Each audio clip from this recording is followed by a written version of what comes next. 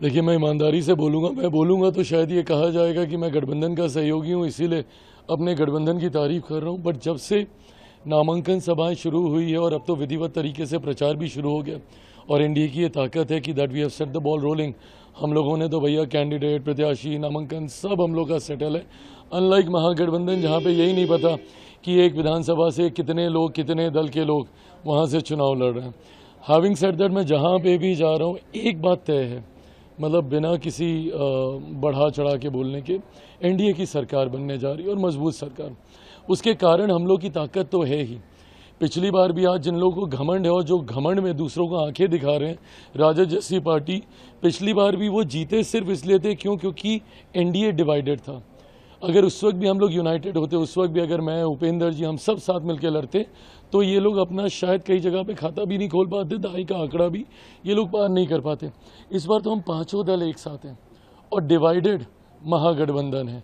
पूरी परिस्थिति पलट चुकी है, बट उस परिस्थिति में भी एनडीए ने अपनी सरकार बना ली थी।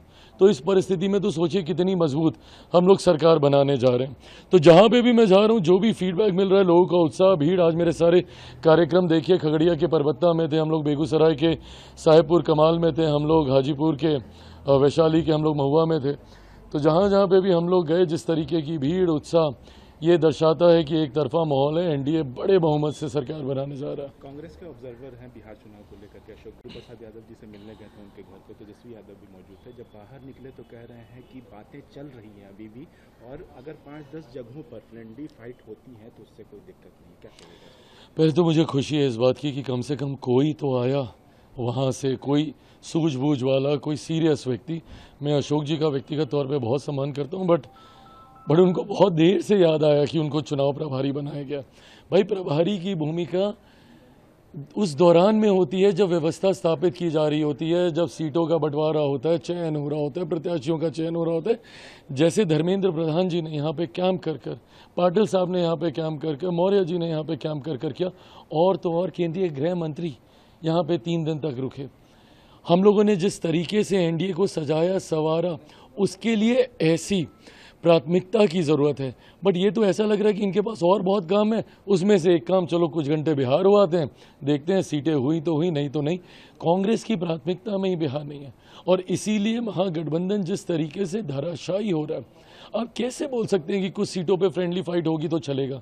नहीं चलेगा भैया, क्योंकि जिस सीटों पे फ्रेंडली फाइट होगी उस सीटों पे राजद का प्रत्याशी आपके नेता राहुल जी को कोस रहा होगा, उनके खिलाफ प्रचार कर रहा होगा। क्या आपको ये चलेगा? कैसे राजद वालों को चलेगा कि कांग्रेस के नेता तेजस्वी जी और लालू जी के बारे में बोल रहे होंगे? कैसे बर्दाश्त करेंगे? और एक ही जिले में, मैं तो उस जिला अध्यक्ष की भूमिका समझना चाह रहा हूँ, जहां पे एक विधानसभा में तो एक दूसरे के बीच में सर फुटबॉल हो रहा होगा और बाकी 5 विधानसभा में वो जिला अध्यक्ष पैचअप करा रहा होगा। ऐसा नहीं होता भैया, और यही कारण है महागठबंधन की बड़ी हार का।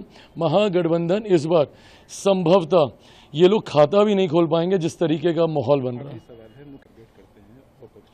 एक वीडियो उनका सरफेस हो रहा है जिसपे तेजस्वी यादव कह रहे हैं कि वो लाचार हो गए हैं, बेबस हो गए, उनको कोई भी डांट करके निकल जाता है। क्या कहेंगे? सीखना चाहिए इन्हें मुख्यमंत्री से। प्रचार में है, छोड़िए प्रभु एसी कमरे गम हो, निकलिए पसीना बहाइए, दौड़िए। क्या कर रहे हैं ये सारे महागठबंधन वाले?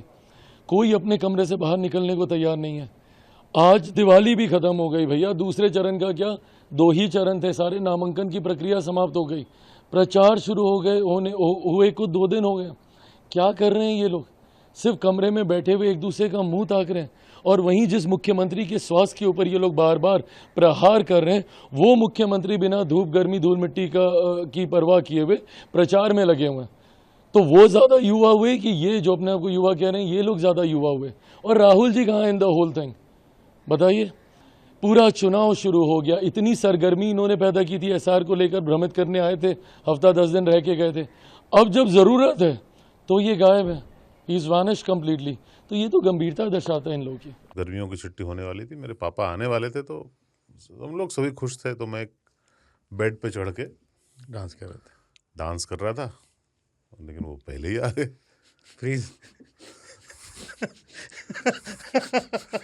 तो मैं उस समय तो कंटिन्यू नहीं कर सकता था, तो फ्रीज फ्रेम टाइप का हो गया। कसम पैदा कर